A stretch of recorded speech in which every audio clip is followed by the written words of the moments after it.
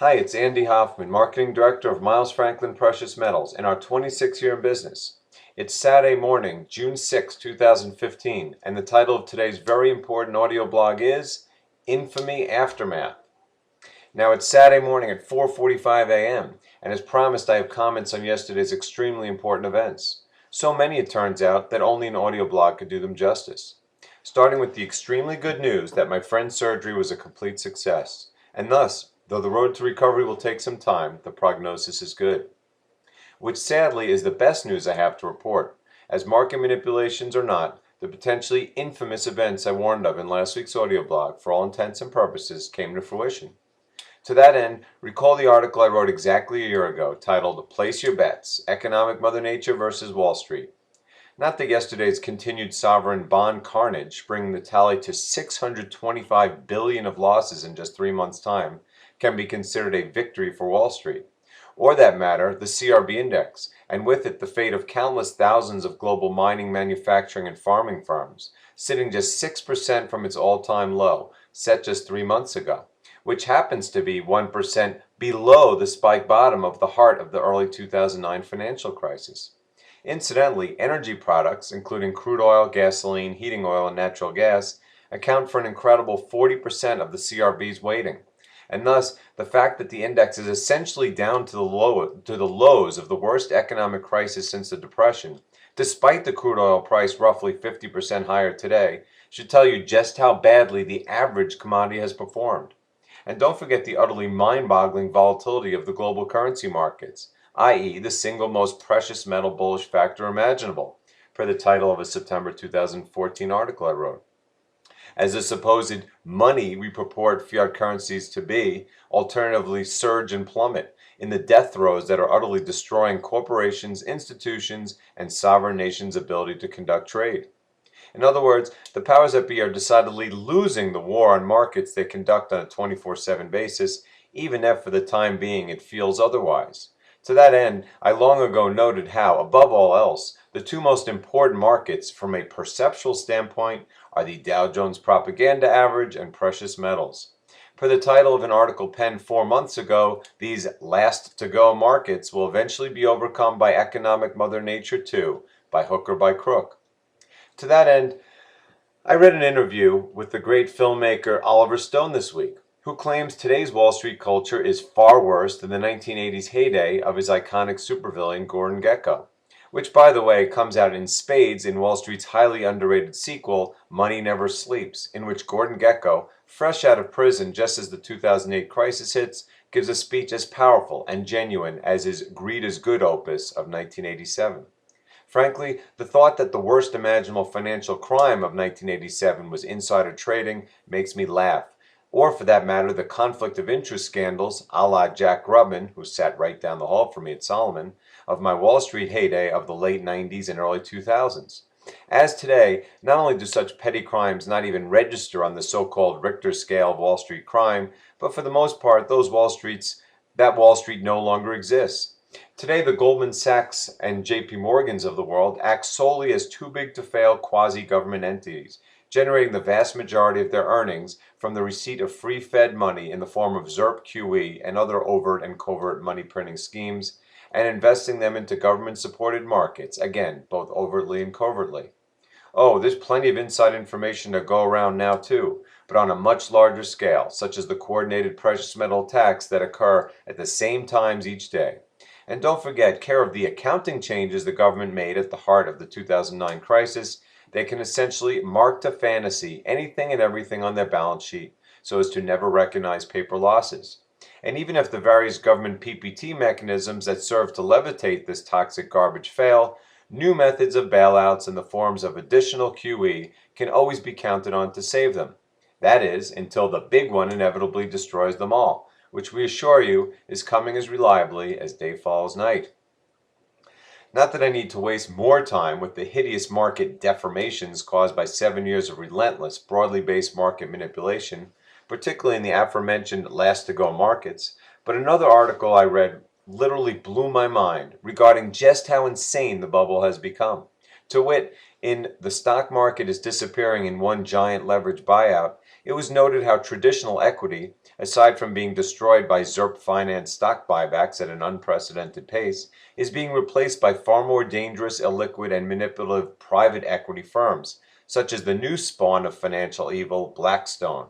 Incredibly, more private equity, aka venture capital, was invested in technology companies in the first 2.5 months of 2015 than public capital, i.e. the traditional stock market, in all of 2014. This, my friends, is the mother of all bubbles, as depicted by pre-IPO valuations so enormous and arbitrary it makes 1999 appear tame.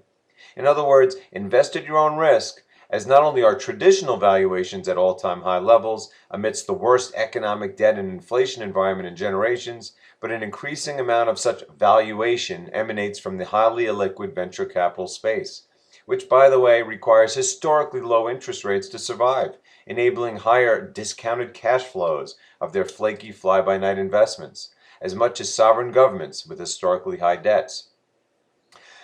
And one more comment on markets before I move on to yesterday's news regarding the upcoming inevitable Comexident article I penned earlier this week. In response, a few readers commented how the Comex can never be destroyed, as the powers that be run it, and no one would dare challenge them. To me, this argument runs hollow on countless measures, and frankly is far more a sign of frustration than logic. For one, it is a fact that every previous attempt to control precious metals, in each case amidst fiat currency Ponzi schemes far less destructive than today's, has failed miserably. In fact, 599 times to be exact, against not a single success. Simply go back to the London gold pool of 1961 to 68, for example, if you want to see what happens when a finite supply of physical gold met an exploding level of physical demand. Or for that matter, the massive, overt central bank gold sales of the 1990s and 2000s, with the Bank of England and Swiss National Bank serving as the so-called poster children, which dramatically failed when dollar-priced gold broke out to new all-time highs in 2011, not to mention the countless other currencies in which gold today is at or near all-time highs in. As for the COMEX, I did not argue that it would be blown sky high now, although it's certainly possible, and as I noted, inevitable, given just how little actual metal exists relative to the increasing level of paper claims, and just how many major potential buyers exist. Instead, I simply claimed that control of the price discovery process, slowly but surely, is shifting to the Eastern Hemisphere, where the vast majority of production and consumption occur, particularly in China, of course. And thus, whether the cartel is destroyed by the singular event of a market-driven COMEX default, or equally likely, the COMEX becoming irrelevant by increasing volumes and deliveries in China, as surely as day follows night, its cancerous suppressive impact on precious metal pricing will be vanquished. And trust me, when the next major crisis occurs, which in my strong view will be the big one, no amount of manipulation, any way, anywhere, will be able to avert the precious metal explosion and fiat currency implosion the laws of economic Mother Nature guarantee is coming. Heck, just look at the fraudulent gold ETF, which in the past 2 years alone, care of research by my good friend Turd Ferguson, that is, following the vicious April 2013 alternative currency destruction paper raids, has lost nearly 30% of its inventory, despite the price of gold being unchanged during this period. And thus, for those that don't think physical demand will trump paper suppression, consider that piece of damning evidence of economic Mother Nature's power. Okay, with those preliminaries out of the way, and the sun rising outside my window, let's get to the 3 key events of yesterday, which together comprise the components of last week's upcoming Week of Infamy audioblog, and combined didn't disappoint in that description. Let's start with Greece, which incredibly, the evil troika of Wall Street, Washington, and the MSM try to dismiss as nothing more than a nuisance. I mean, it was just 4 years ago when Greece, with half the debt it owes today, nearly took the entire global financial system down. Today, its financial condition is so bad, it literally can't make a 300 million euro interest payment. Moreover, the European economy is collapsing, as is the euro currency, with countless nations on the verge of exiting the European Union and currency entirely. And yet, care of the temporary power of market manipulation, particularly in key markets like the aforementioned Dow Jones Propaganda Average and precious metals, not to mention unprecedented QE programs that have temporarily suppressed the rates on unprecedented debt loads to record lows, we have been temporarily brainwashed into believing a solution will somehow arrive, no matter how mathematically impossible such an outcome is. Again, a case of mirage versus reality, as Peter Schiff puts it, like a thirsty nomad seeing an oasis in the desert, which in reality is nothing but sand. That said, Greece did in fact miss said €300 million interest payment yesterday, owed to, of course, the IMF, which this week lost its last shred of remaining credibility in claiming, I kid you not, it is better to live with debt than to pay it down. However, Greece bought itself 3 more weeks of can-kicking delays by citing, again, I kid you not, a so-called precedent set 30 years ago when the Banana Republic of Zambia bundled together several interest payments due in the same month. In other words, since Greece owes other amounts later in June, it thinks it has the right to simply pay them all on the date of the last such payment. A default by any logic, but heck, what's 25 more days anyway, as either way they owe a whopping €1.5 billion by June 30th, which by the way is the date the current bailout 2 ends. You know, the one that received a 4-month emergency extension in February, shortly after Alexis Tsipras took office. Anyhow, it couldn't be clearer that Greece is flat broke, and in watching the vicious rhetoric and accusations fly across the tape, from all parties involved, it couldn't be more obvious that said €1.5 billion will never be raised, much less the estimated €50 billion required for bailout 3. Not to mention the fact that Tsipras' Syriza party is staunchly against any austerity demand, which he made quite clear this week to the media, the Troika, and his own parliament. Heck, under the category of too ridiculous for words, Tsipras actually claimed this week that no new bailout agreement could occur unless it included debt forgiveness. In other words, we won't borrow more money unless you promise to write it off. Consequently, it couldn't be more obvious that the Grexit I essentially guaranteed 2 years ago appears as imminent as it is inevitable, which is probably why European stocks and sovereign bonds are in free fall, particularly in Greece, where the Athens stock market plunged another 5% yesterday, and the 10-year Greek bond yield surged by roughly 75 basis points. To that end, is it really just volatility, as said evil troika will have you believe, causing the yields of sovereign bonds the world round, and particularly in Europe, to rocket higher, causing the $625 billion of losses cited above in just 3 months' time? I think not, and in a world drowning in history's largest parabolically rising debt environment, with who knows how many hundreds of trillions of interest rate-related derivatives lurking beneath the surface, just how much higher will rates have to go before the whole horrific Ponzi scheme implodes? And for that matter, how much higher before global QE movements are dramatically ratcheted higher in an attempt to push rates back down, threatening to literally implode the currency markets and commence hyperinflation fears? To that end, Thursday's audioblog, titled Everyone's All In But Whirlybird Janet, described just how such a terrifying scenario all but guarantees the inevitable Yellen reversal will take place sooner rather than later, when she too admits to the scam that was years of recovery propaganda by initiating QE4 in a far greater amount than expended on QEs 1, 2, and 3.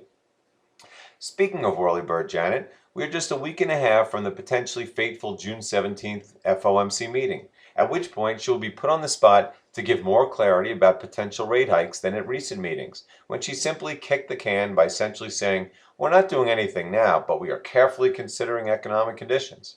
Such drivel was acceptable when the rigged financial markets were soaring, but not today when global interest rates are surging, whilst commodity prices and countless currencies are falling with them.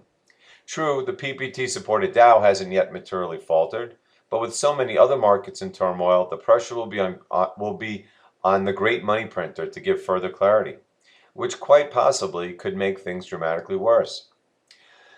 To wit, yesterday's utter joke of an NFP employment report, as if this characterization is any different than we've witnessed for the past 3 years. You know, since it was revealed by a Census Department whistleblower that the October 2012 NFP report, published mere days before Election Day, was fabricated to aid Obama's re-election efforts. To that end, I'm not going to go over the myriad horrible internals as I always do other than to say that the ridiculously better than expected 280,000 jobs supposedly created in May included 213,000 fictional birth-death jobs. Not to mention that only 6,000 of said 280,000 jobs were actually in the manufacturing sector, while 182,000 were comprised of the four lowest paying sectors, many of whom employ only on a temporary or part-time basis, and many at the minimum wage. In other words, the same lies as usual, and now that the BLS has officially commenced the double seasonally adjusting process for its sister publication, GDP, what's to say they aren't doing the same thing for the equally politically sensitive NFP report? Which I assure you, even the most biased investors and commentators the world round are being forced to consider as the universal decline in confidence in the truth of U.S. economic data I predicted takes a giant leap forward. To that end, I saw a chart yesterday overlaying the average employment component of the myriad regional business activity surveys of the last 20 years, which, with the force of a 70% historical correlation, predicted declining May payrolls as opposed to the ridiculous 280,000 job gain reported. In other words, the NFP report has finally graduated to the level of complete fiction, particularly as 10-hour per week cashier jobs at McDonald's now have equal weight to 40-hour per week engineering jobs at ExxonMobil. And oh yeah, job surge and all, the labor participation rate rose by a mere 0.1%, leaving it right at the same 37-year low it has sat at for the past 2 years. In the fraudulent report's wake, stocks actually failed to rise, itself an ominous situation given how such violently bullish NFP reports typically generate triple-digit Dow surges without fail. Not to mention the cartel's inability to materially depress precious metals, which conversely are always annihilated in the wake of better than expected NFP reports. Instead, the only market that materially rose were treasury yields, which rocketed, along with those of the vast majority of sovereign yields the world round, to multi-month highs, threatening to destroy whatever hope for recovery still remains. And oh yeah, the dollar, which Whirlybird Janet and the White House itself fears as much as the surge in interest rates. In other words, a perfect storm of anti-rate hike market movements, per above, making it extremely difficult for Janet Yellen to feign expectations of the mythical rate hike the Fed has propagandized for the past 2 years. As noted above, financial assets are historically overvalued, and thus, like the historically over-indebted sovereign, municipal, corporate, and individual world, could not be more vulnerable to rising interest rates. Let alone said dollar, as further rate increases relative to the rest of the world would only destroy the aforementioned lack of manufacturing economy further. Not to mention catalyze dramatic inflation surges and consequently social and geopolitical instability in the countless nations whose currencies would implode against the dollar. Look no further than Japan, for example, where the yen collapse dramatically accelerated this week. This, combined with the coincident surge in Japanese bond yields, only makes it more likely that the Bank of Japan, which still presides over the world's third largest economy, will be forced to step up the final currency war a notch further, putting the entire world at risk of a dramatic stair-stepping up of dueling hyperinflationary monetary policies. And by the way, for all the talk about imminent Fed rate hikes and how precious metals must certainly be destroyed by them, despite decades of empirical evidence proving otherwise, the fact remains that the dollar price, gold price, is no different than it was 2 years ago, just as the tapering end of QE imminent rate hike propaganda commenced. Not to mention, gold prices are dramatically higher in nearly all other currencies, in many cases at or near all-time highs, due to the global currency collapse I predicted as said final currency war accelerates. As noted earlier, nearly 30% of the GLD ETF's inventory has been drained over this period, whilst Chinese plus gold imports, just the published part, now account for more than the entirety of global gold production. See the connection? Hint, hint.